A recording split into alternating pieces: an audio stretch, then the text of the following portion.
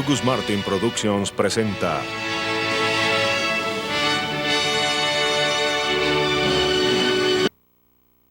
El siglo de las guerras.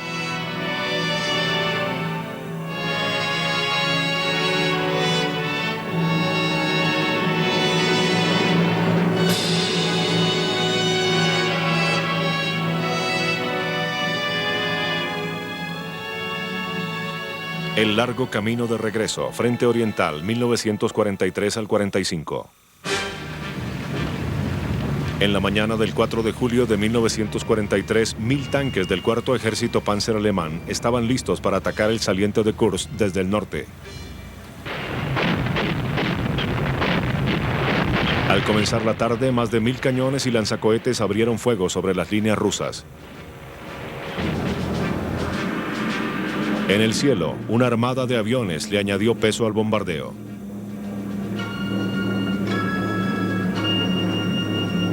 A las 3 de la tarde, tras un crescendo de fuego, los atacantes comenzaron a romper las fuerzas frontales rusas.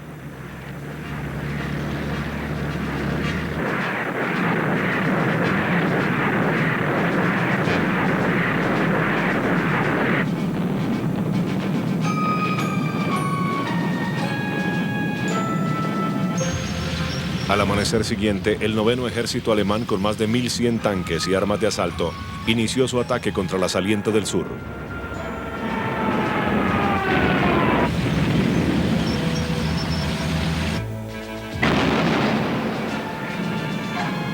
El progreso era más rápido aquí que en el norte.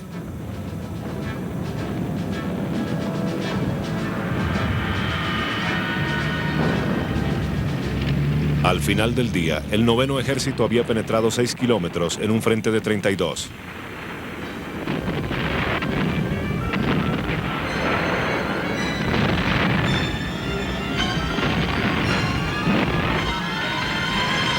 Parecía como si los alemanes estuviesen a punto de ganar otro deslumbrante éxito, como en los viejos tiempos, en 1941 al 42.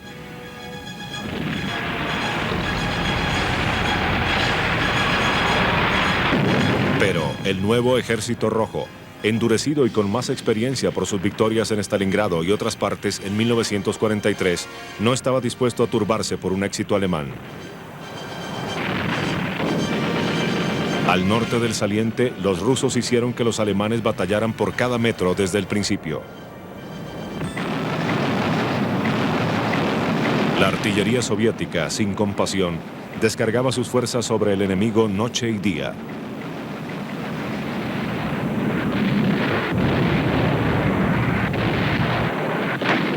Y en el sur, el avance germano comenzó también a avanzar más lentamente por la resistencia rusa.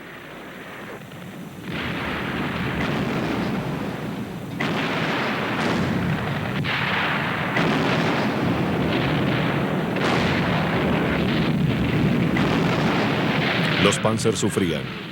Muchos cayeron víctimas de las minas, y la batalla se intensificó progresivamente.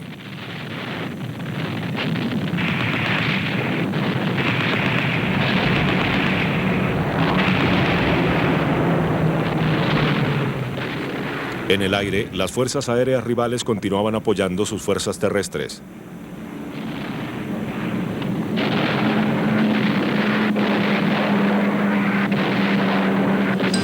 Estos Ilyushin IL-2 Stormovix bien se ganaron el apodo que le dieron los alemanes, la Muerte Negra.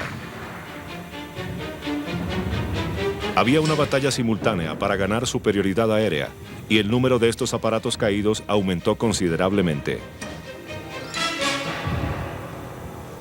Los alemanes seguían adelante, determinados a erradicar la saliente.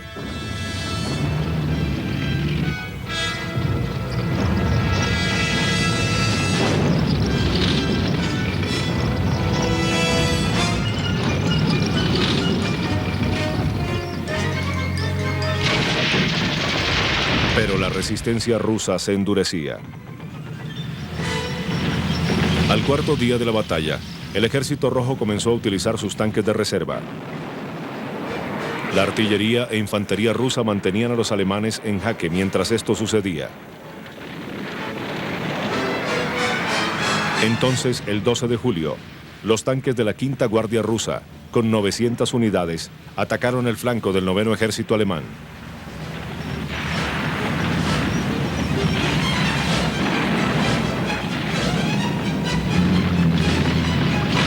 Así comenzaba la más grande batalla blindada de la Segunda Guerra Mundial, con más de 2000 tanques tomando parte.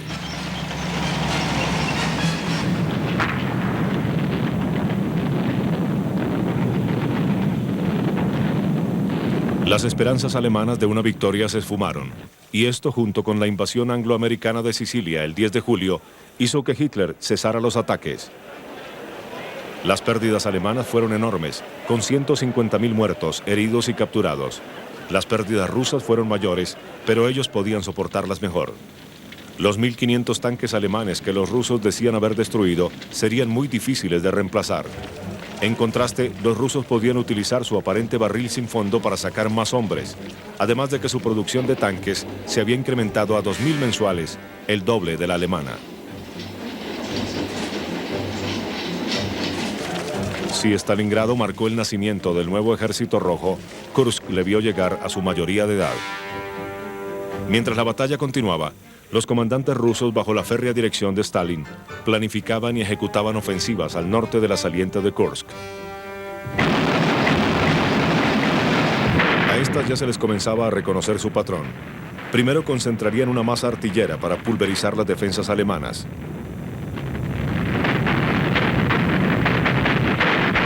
Esto incluía el sistema de lanzamiento múltiple de cohetes Katyusha, llamado por los alemanes como el órgano de Stalin, cuyos 16 cohetes tenían un alcance de 9.000 metros. Organizados en batallones, estas armas podían tener un efecto devastador.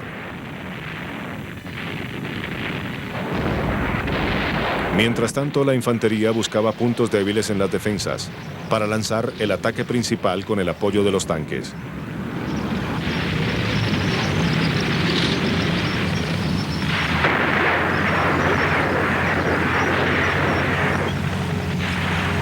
Estos divididos en ejércitos, cada uno con 750 de ellos y cañones autoimpulsados. Cuando el rompimiento de las líneas enemigas era inminente, rebasarían a la infantería y seguirían adelante hasta que se les acabara el combustible o hubieran perdido mucha de su fuerza.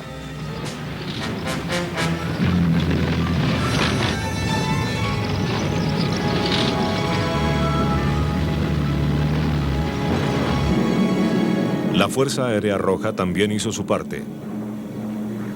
Bombarderos ligeros, como estos Petliakovs PE-2S, también muy efectivos como atacantes nocturnos, atacaban blancos inmediatamente detrás del área de batalla.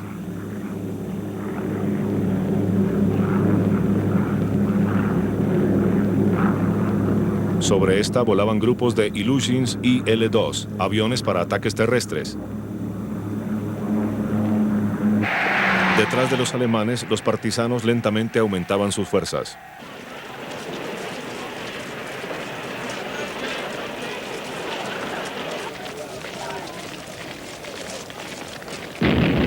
Sus actividades no solo desbarataban los sistemas logísticos, sino que también mantenían tropas alemanas ocupadas y pasaban información necesaria sobre sus disposiciones. Stalin era partidario de no darle a su enemigo campo para respirar. Así, cuando una ola ofensiva estaba por terminar, inmediatamente enviaba la siguiente.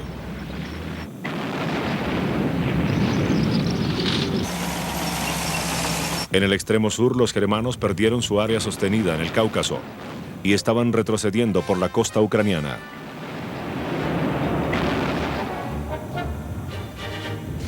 La infantería naval rusa, el equivalente al cuerpo de infantería de marina en otros ejércitos, tuvo un papel muy importante en estos ataques, incluyendo un buen número de desembarques anfibios.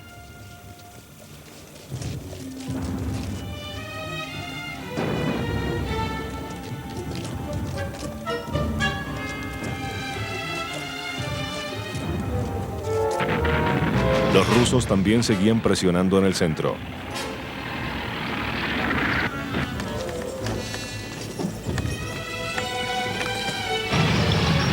Ahora, la liberación de su patria iba muy en serio.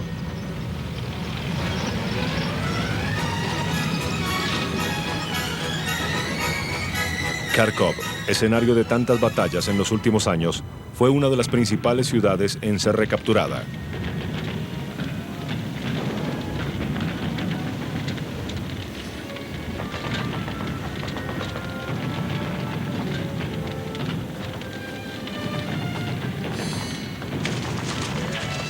La capital de Ucrania, Kiev, fue liberada al principio de noviembre de 1943.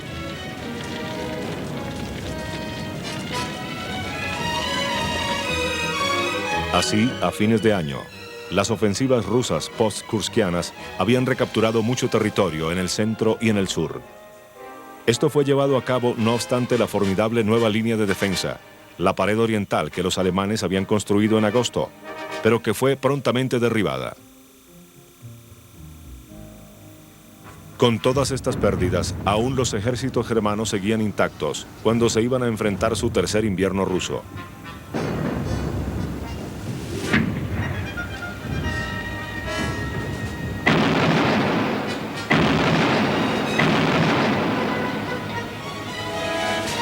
Leningrado, asediada desde septiembre de 1941, se convirtió en el siguiente blanco ruso. Por mucho tiempo pudo sobrevivir gracias a convoys terrestres sobre el congelado lago Ladoga.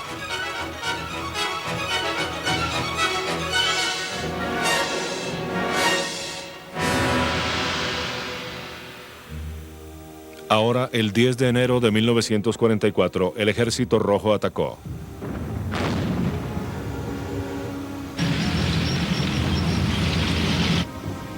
Prontamente, los rusos hacían retroceder al agotado ejército alemán.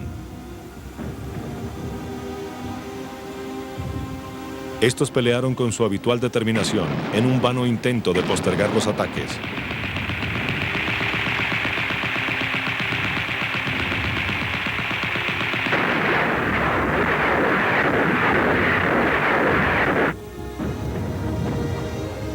Después de 2 semanas de batallas, los alemanes habían retrocedido más allá del alcance artillero de Leningrado.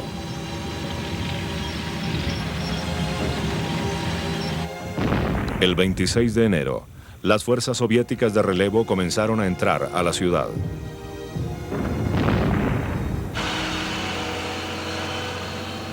El sitio, que había durado 900 días, fue el más largo de la Segunda Guerra Mundial. Aquellos ciudadanos evacuados podían ya regresar a casa, si todavía permanecían en pie.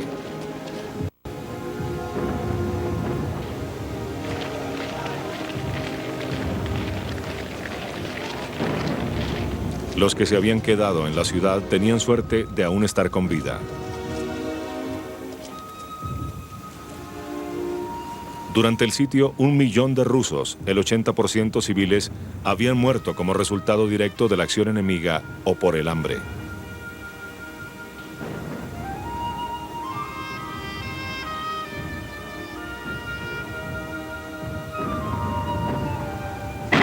Pero había muy poco tiempo para celebrar la liberación de Leningrado.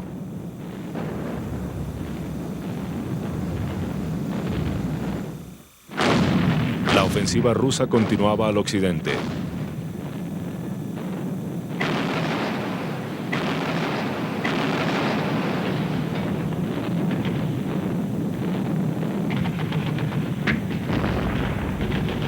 Más y más ejércitos soviéticos estaban comprometidos y el ataque frontal se aumentó a 420 kilómetros.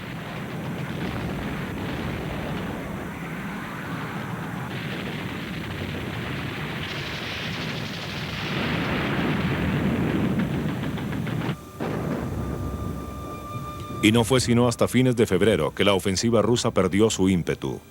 Ya para entonces, el Ejército Rojo había llegado a las fronteras de Estonia y Latvia. Simultáneamente, otra ofensiva, también lanzada en enero, iba hacia el sur de Polonia, dejando al grupo central alemán con su flanco peligrosamente expuesto en el sur. Más hacia el sur aún, otras ofensivas rusas habían seguido empujando a los germanos hacia Rumania.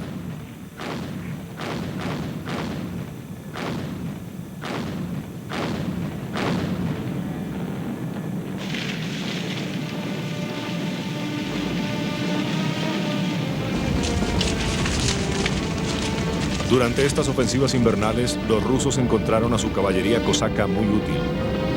Su habilidad de moverse rápida y silenciosamente por los bosques llenos de nieve los hacía ideales para ataques sorpresivos. También peleaban por igual a pie que a caballo.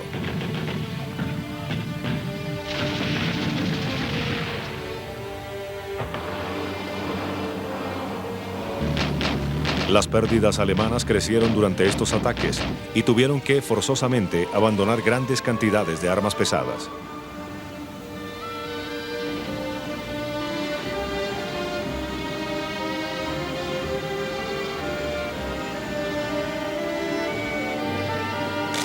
Los rumanos, quienes peleaban del lado alemán en Rusia, comenzaron a sentir que su país estaba bajo amenaza directa de los rusos. El dictador militar Ion Antonescu voló a Berlín en marzo de 1944 para preguntarle a Hitler si el ejército rumano podía ser utilizado solamente para la defensa del territorio rumano.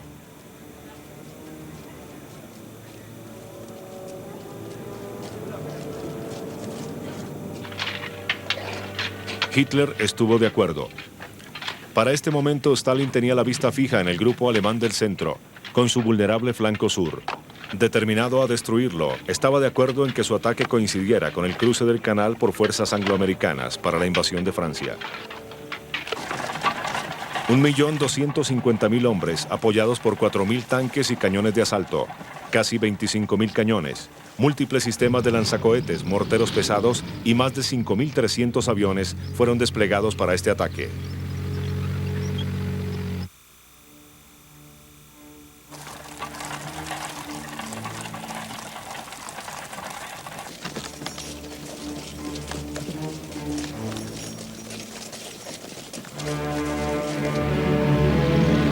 Los alemanes apenas tenían 500.000 de hombres para defender casi 1.200 kilómetros de frente y solamente 600 tanques de apoyo. A causa de amenazas percibidas hacia los grupos vecinos del ejército, Hitler no permitió que se transfirieran fuerzas de ellos para reforzar el grupo del centro.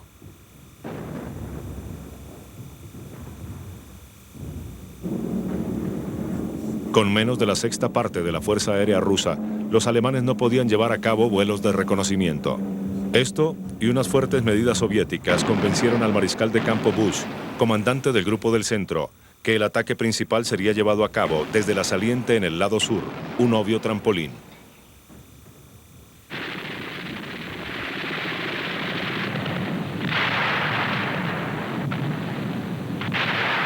Como acto preliminar y parte de la estrategia de los rusos, atacaron a los finlandeses ya aislados al norte de Leningrado, el 10 de junio.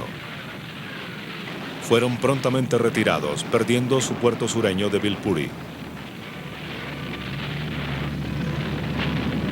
Solo el despliegue de tropas alemanas desde el extremo norte de Finlandia pudo detener el avance ruso. La principal ofensiva del Ejército Rojo fue lanzada el 22 de junio, 3 años después del día en que Hitler comenzó a invadir Rusia. Esta golpeó a los alemanes desde el oriente y no desde el sur, lo que ellos esperaban.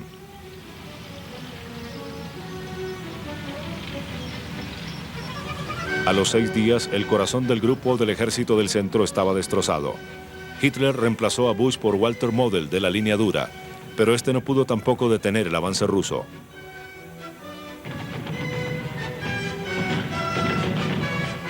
Muchos alemanes se encontraron desplazados de sus fuerzas y tuvieron que rendirse. Miles murieron.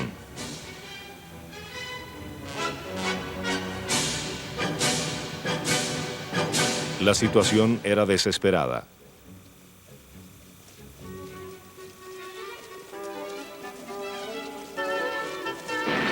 Durante todo julio, las fuerzas soviéticas seguían hacia adelante, cruzando la frontera ruso-polaca, el día 20 de 1939.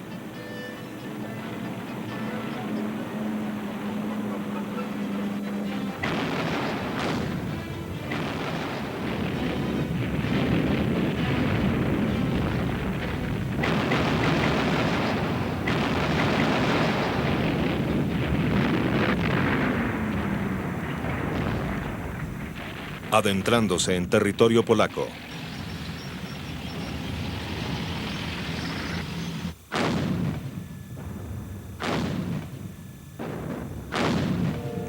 Al final del mismo mes, el Ejército Rojo había llegado hasta el río Vístula, frente a Varsovia, la capital polaca. El grupo del centro ya había sufrido para entonces 350.000 bajas y habían perdido miles de cañones y tanques.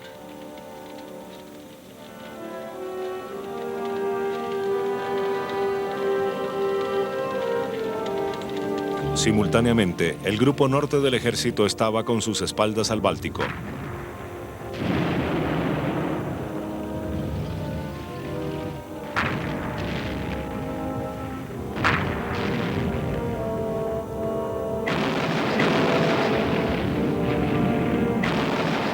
Los alemanes se defendían con desesperación para no ser empujados hasta el mar, y esto les fue aún más difícil tras la decisión de Finlandia de separarse de los alemanes. Una decisión muy comprensible.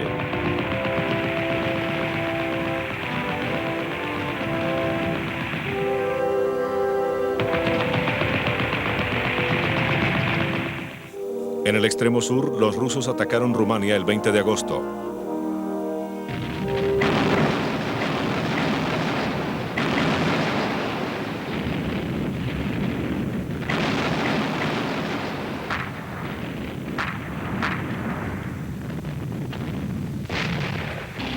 Una vez más, la maquinaria rusa continuaba su inexorable avance. Los Nebelwerfer alemanes, equivalentes a los Katyusha soviéticos, contraatacaron, pero en vano.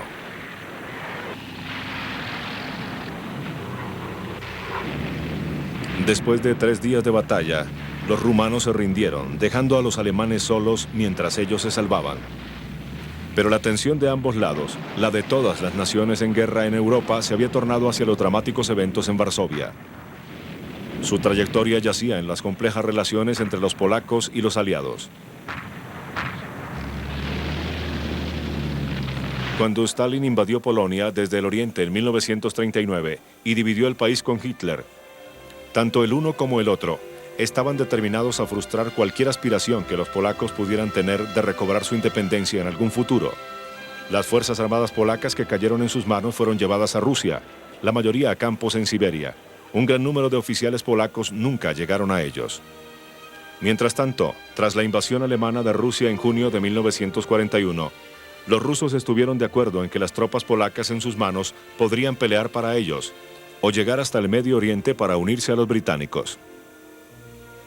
Aquellos que decidieron quedarse en Rusia se convirtieron eventualmente en el primer ejército rojo polaco, el cual a fines de julio de 1944 estaba frente a Varsovia. Los otros pelearían con gran distinción en Italia, pero desde junio de 1940 había existido un gobierno polaco en el exilio, liderado por el general Władysław Sikorski en Londres. También había una fuerza libre polaca en Gran Bretaña, la cual pelearía en Francia y Alemania durante 1944 al 45.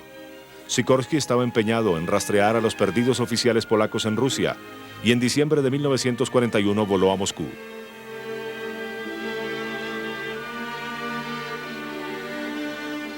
Aunque Stalin estaba dispuesto a firmar un tratado de asistencia mutua con los polacos en Londres, negó saber algo sobre el destino de los oficiales polacos.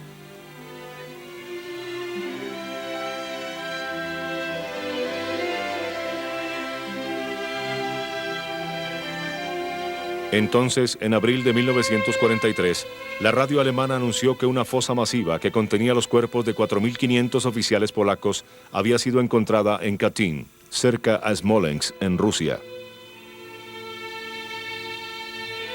Los alemanes acusaron a Moscú de esta atrocidad. Los polacos en Londres, quienes todo este tiempo habían sospechado, ahora apoyaron la versión alemana, pero los rusos desecharon esta acusación, atribuyéndole el hecho a los alemanes. El gobierno británico, no queriendo ofender a su aliado oriental, apoyó a Moscú ante el asombro de los polacos en Londres.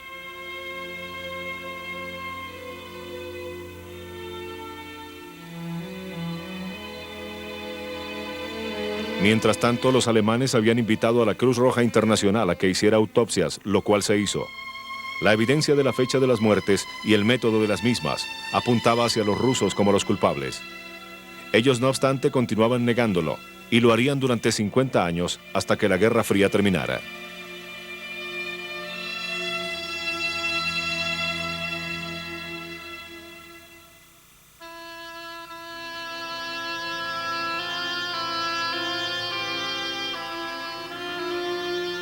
Katyn dañó las relaciones entre los polacos en Londres y Moscú, las cuales se deterioraron aún más cuando los rusos tomaron la decisión de instalar un gobierno polaco títere. Un año después que los alemanes dieron un apropiado funeral a las víctimas de Katyn, los rusos estaban en las afueras de Varsovia. Dentro de la ciudad, un ejército clandestino, el ejército local polaco, estaba listo. Los polacos de Londres le habían dicho a sus compatriotas en Varsovia que se podrían levantar contra los alemanes cuando fuera el momento correcto. Los polacos en Varsovia creían que el momento había llegado. El 31 de julio de 1944, el ejército local polaco en Varsovia decidió levantarse en contra de los alemanes al día siguiente. Hizo esto a sabiendas de que en abril de 1943 los judíos del gueto de Varsovia se habían sublevado contra sus opresores y que los alemanes los habían aplastado con gran severidad. Pero esta vez los cañones soviéticos podían escucharse claramente desde el otro lado del Vístula, así que el levantamiento prosiguió. Los alemanes rápidamente trajeron refuerzos a Varsovia, desencadenando una serie de feroces batallas. Desafortunadamente para el ejército local polaco, los rusos habían decidido frenar su masiva ofensiva del verano del 44, alegando que habían perdido su ímpetu. Los polacos quedaron solos. Los alemanes utilizaban cualquier arma que estuviera a la mano, apabullando la ya casi destruida ciudad aún más.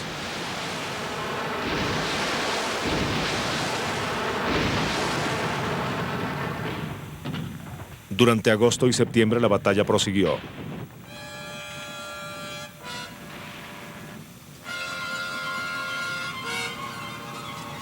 Los ruegos anglo-británicos a los rusos por ayuda para descargar provisiones a los perseguidos polacos cayeron en oídos sordos. Gradualmente la resistencia polaca fue aniquilada.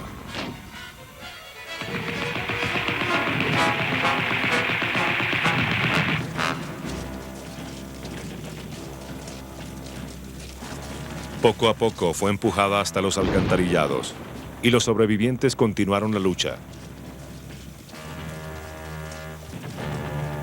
Finalmente, el 2 de octubre, el general Tadeusz Bory-Komorowski, el comandante polaco, tuvo que rendirse. Antes, al final de noviembre de 1943, los tres grandes, Churchill, Roosevelt y Stalin, se habían reunido en Teherán, Persia, para una conferencia mayor de estrategia bélica aliada. Se llegó a acuerdos tentativos para mover las fronteras polacas de la posguerra hacia el occidente, pero no se discutió la clase de gobierno que el país tendría. Casi al año, antes de que terminara el levantamiento de Varsovia, Churchill viajó a Moscú para ver a Stalin. Acordaron que un gobierno de unidad nacional con miembros polacos apoyados tanto por Moscú como por Inglaterra fuera instituido, pero no siguieron adelante por temor a causar divisiones en la alianza. En lo que se refería a Europa Oriental y los Balcanes, Churchill y Stalin estuvieron de acuerdo en que Hungría estaría bajo igual influencia rusa y occidental, Rumania y Bulgaria bajo la esfera soviética y Grecia bajo los poderes occidentales. Se apresuraron a hacer este acuerdo, sabiendo que los alemanes comenzaban a retirarse de los Balcanes para no ser cortados por la ofensiva rusa en el norte.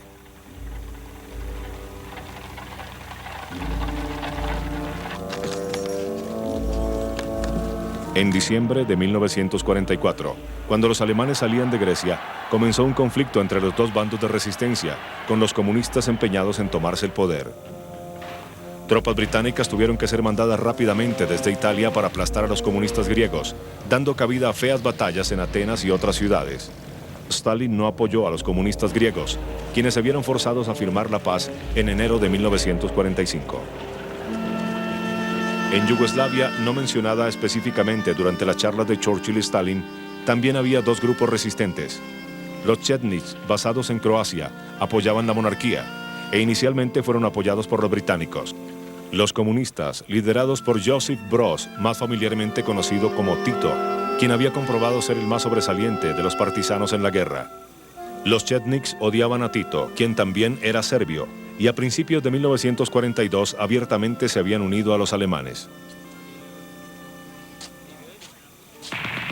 Las fuerzas del eje, con asistencia chetnik, comenzaron una serie de ataques contra él. Sin ningún apoyo externo más que el apoyo moral ruso, Tito y sus partisanos fueron acorralados contra las montañas de Bosnia Occidental.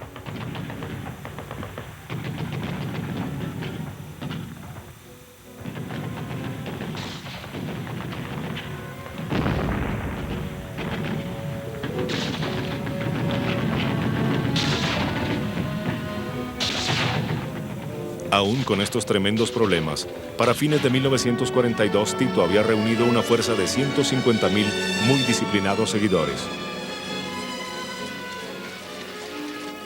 Para el verano de 1943, los británicos finalmente reconocieron sus esfuerzos y comenzaron a mandarle armas y otros abastecimientos.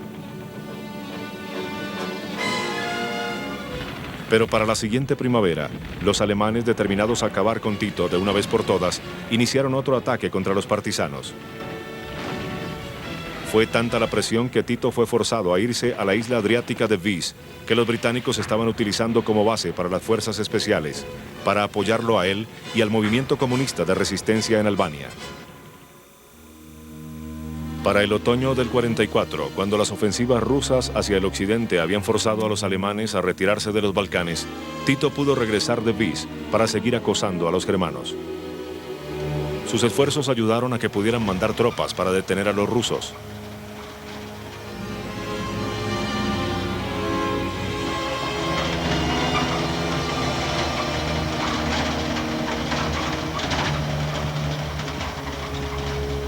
Tito, a pesar de ser un convencido comunista, más que nada quería la independencia de su Yugoslavia después de la guerra. Él no quería que su país fuera una mera colonia de Rusia o de los poderes occidentales. Así que no se comprometió con ninguno de los dos. Pero en octubre de 1944 estaba preparado para una cercana cooperación con los rusos por la liberación de Belgrado.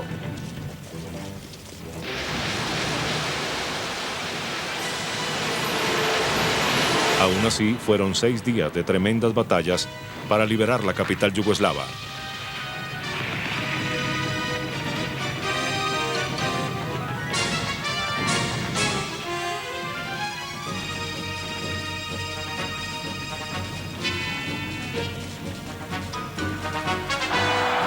Finalmente, el 20 de octubre, los partisanos yugoslavos y los rusos hicieron su entrada triunfal a Belgrado. Bulgaria ya había cambiado de bando y el resto de las fuerzas alemanas se retiraban hacia el noroccidente, hacia Austria. En el norte, los alemanes habían estado batallando desesperadamente para detener al Ejército Rojo de tomarse Hungría.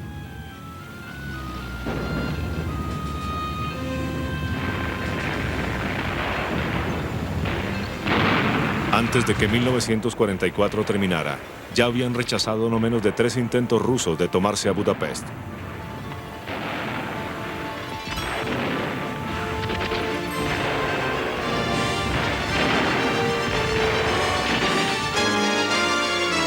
Mientras el frente permanecía estático frente a Varsovia, más hacia el norte, los rusos se habían tomado los estados bálticos, aparte de la península de Courland, donde el resto del grupo norte estaba atrapado. Estos ataques acercaban a los rusos a tierras alemanas como Prusia Oriental.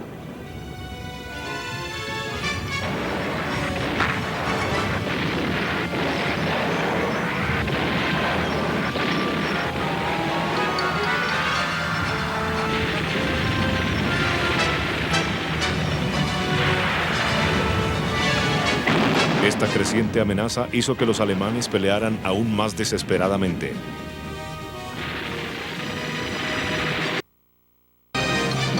En el extremo norte también había progreso ruso.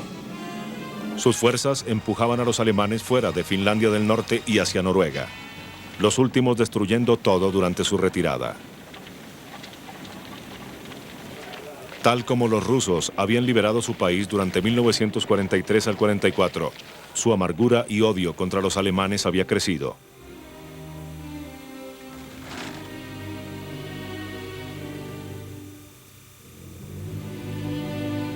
La mayoría de Rusia occidental estaba en ruinas.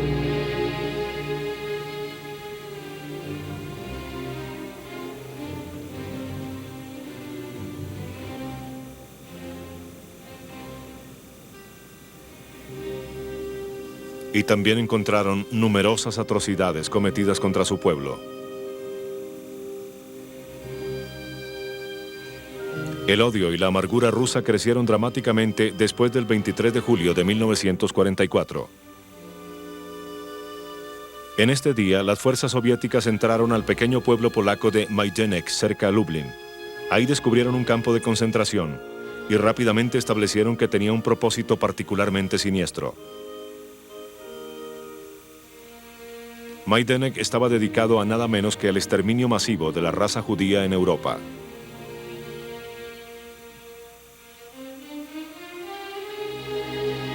La persecución judía por parte de Hitler había comenzado tan pronto adquirió poder absoluto sobre Alemania. Para 1939, la mayoría de los judíos alemanes habían huido del país o habían sido enviados a campos de concentración. Después de sus victoriosos ataques relámpago en 1939 y 40, los germanos se encontraban controlando a millones de judíos más en la Europa ocupada y los comenzaban a ver como una fuente ideal de trabajo forzado.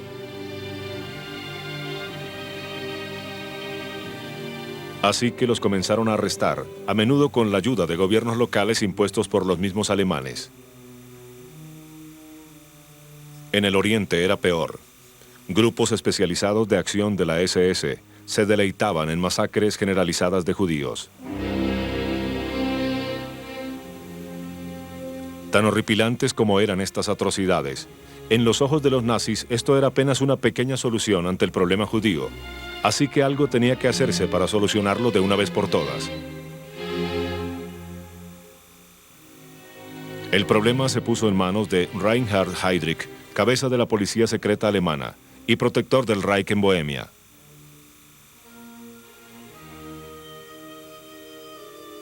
En enero de 1942, Heydrich tuvo una conferencia en una apartada villa cercana a uno de los lagos berlineses, el Wannsee.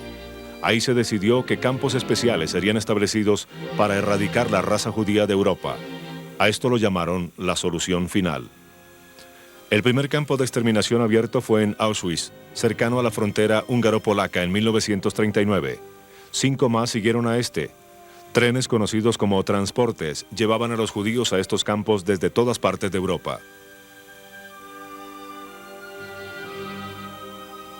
Al llegar, aquellos con más fortaleza eran separados del resto para trabajar como esclavos hasta que cayeran agotados. El resto eran llevados como rebaños a regaderas, donde se les ordenaba desnudarse y se abrían los grifos. Pero en lugar de agua era gas venenoso lo que salía. Luego los cuerpos eran cremados en unos hornos especiales. Para 1944, Auschwitz por sí sola estaba asesinando diariamente a 4.000 judíos de esta manera. Pero el arquitecto de este despiadado pero eficiente esquema no vivió para verlo en su totalidad. El 27 de mayo de 1942, Heydrich fue mortalmente herido en Praga por 2 agentes de Checoslovaquia Libre lanzados en paracaídas por los británicos.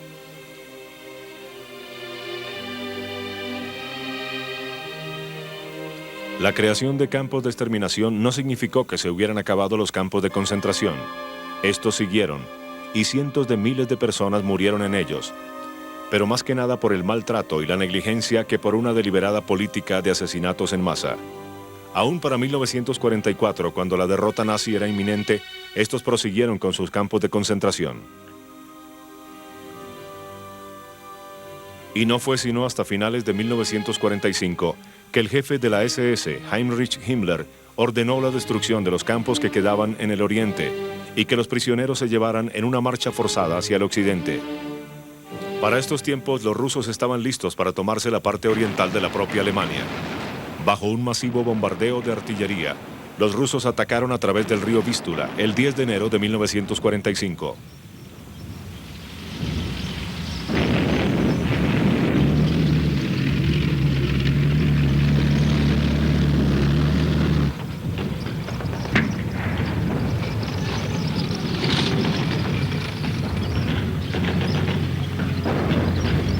En el primer día hicieron una brecha en las defensas alemanas de 16 kilómetros de profundidad en un frente de 40 kilómetros.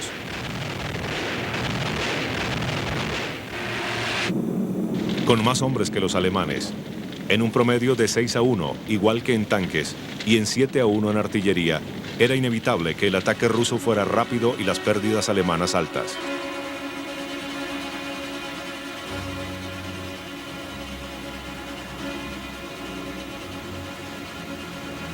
Después de 6 días, los rusos habían avanzado 128 kilómetros. Varsovia fue liberada finalmente el 15 de enero.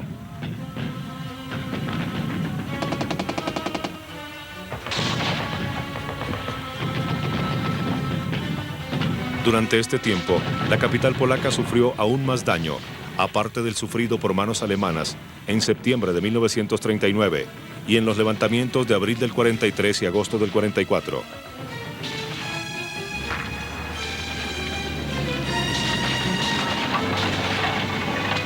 Casi nada de la Varsovia original quedaba.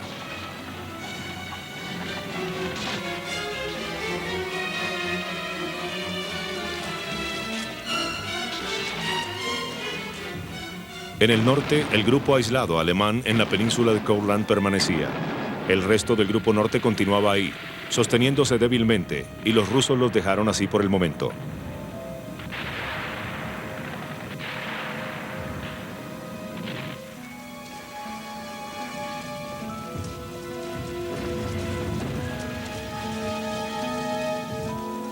Pero mientras los rusos pasaron por Prusia Oriental, se creó otro grupo aislado cerca de Königsberg.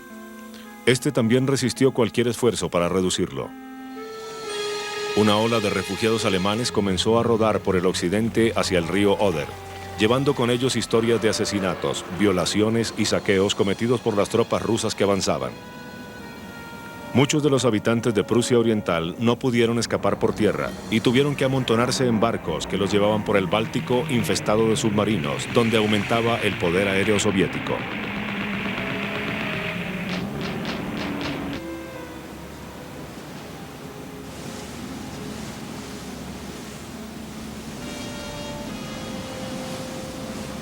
El 30 de enero, un barco utilizado para esta evacuación masiva, el barco de pasajeros Wilhelm Gustloff, fue hundido por un submarino ruso. 8.000 refugiados alemanes se hundieron con él, en lo que es considerado el mayor desastre marítimo de la historia. Para el fin de enero, los rusos habían llegado al río Oder, a unos 50 kilómetros de Berlín. Pero a mediados de febrero, los alemanes comenzaron a contraatacar desde Pomerania al flanco ruso norte que estaba expuesto. Entonces, los rusos giraron hacia el norte para sacar a los alemanes de esta región. Aún dentro de esta desesperada situación, muchos alemanes esperaban que los aliados occidentales se dieran cuenta que el bolcheviquismo soviético era su verdadero enemigo. Fueron desengañados rápidamente. Para demostrar que estaban actuando en concierto con los rusos para la derrota del nazismo, los británicos y los norteamericanos lanzaron una campaña de bombardeos contra ciudades alemanas al occidente del Oder. En esto se habían puesto de acuerdo con Stalin. En febrero, bombarderos británicos y norteamericanos atacaron Magdeburg, Berlín, Chemnitz y Dresden. Los ataques a esta última ciudad hicieron más que cualquier otro para encender el debate sobre la moralidad de bombardeos estratégicos, un debate que hasta esta fecha continúa.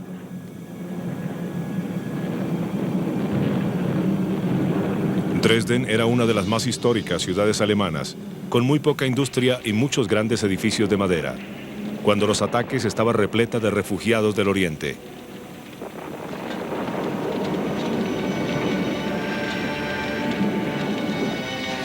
Estos ataques causaron la muerte de 50.000 civiles y destruyeron casi toda la ciudad.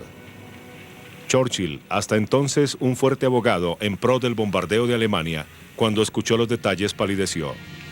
Pero los defensores argumentaban que aparte de demostrar la fuerza aliada, los bombardeos estaban diseñados para empujar a los civiles hacia los caminos, dificultando así el movimiento de las tropas alemanas en ellos. Aún así, Dresden puso una interrogación sobre la moralidad de bombardear a civiles.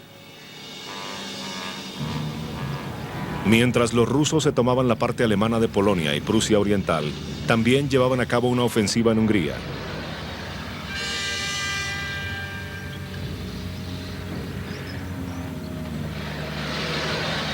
Pero Budapest, que el Ejército Rojo había atacado por primera vez en 1944, aún se sostenía a la llegada de 1945, aunque estaba totalmente bloqueada.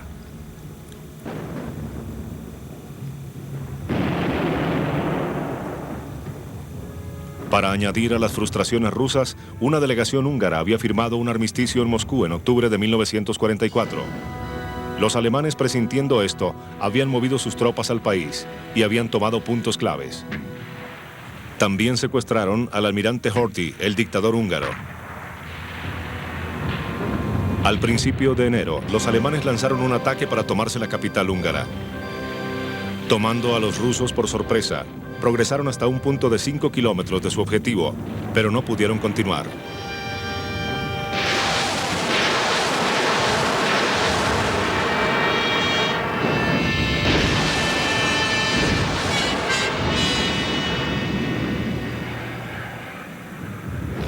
Esto animó a los rusos a renovar sus esfuerzos contra Budapest.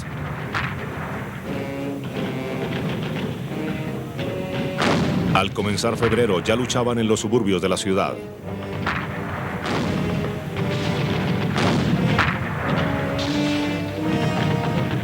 Pero los alemanes defendieron cada calle y el avance fue muy lento.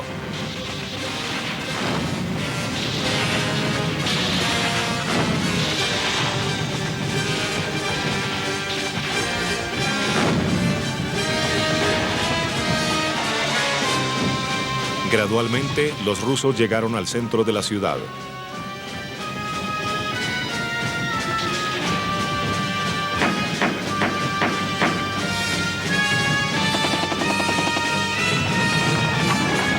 Pero no fue sino hasta el 13 de febrero que la ciudad cayó. Más de 35.000 alemanes murieron defendiéndola.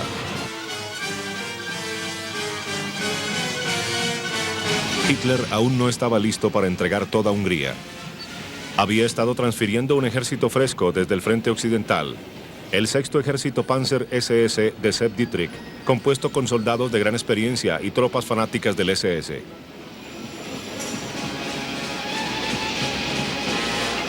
Él estaba determinado a sostener los campos petrolíferos húngaros y ordenó a Dietrich junto con el 6º Ejército de Hermann Black que atacaran el norte del lago Balatón. El ataque comenzó el 6 de marzo.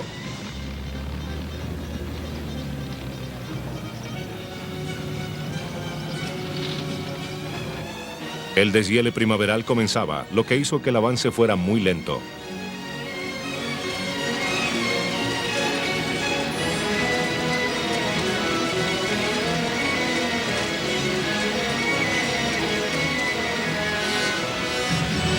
Después de 10 días de batalla, fue tanto el lodo como la resistencia rusa lo que detuvo la ofensiva.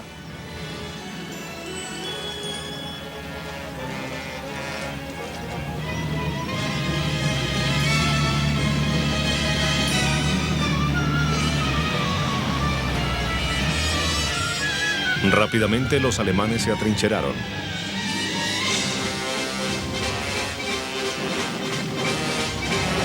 Tan pronto hicieron esto, los rusos contraatacaron.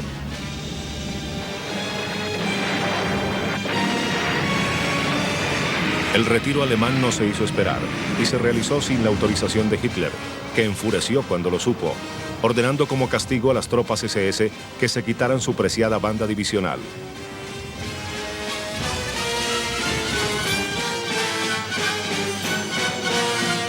Con Hungría ya asegurada, los rusos tornaron su atención hacia Austria. Su próximo objetivo principal era Viena, la cual Hitler había ordenado defender hasta el último hombre. Más hacia el norte, el primer frente ucraniano de Iván Koniev había cruzado el Oder al sur de Berlín y se había tomado la rica ciudad industrial de Silesia. El primer frente belorruso de Georgi Zhukov y el segundo de Konstantin Rokossovski habían limpiado Pomerania. Esto le permitió a los rusos finalmente conectarse en el premio mayor, Berlín, y la reunión de las fuerzas para esto se inició. Desde los días oscuros de 1941, que culminaron con los alemanes tocando en las puertas de Moscú, mucho había sucedido en el frente oriental.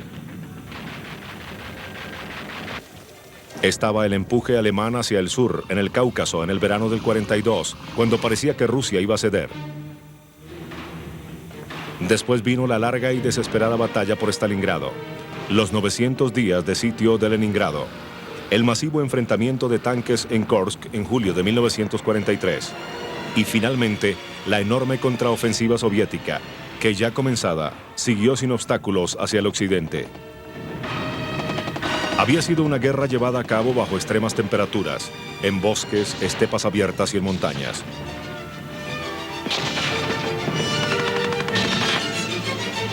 Unos 12 millones de soldados habían muerto y el doble de civiles.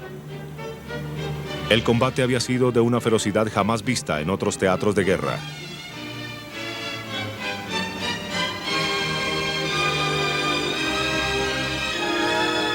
Pues había sido una guerra entre dos ideologías totalmente opuestas.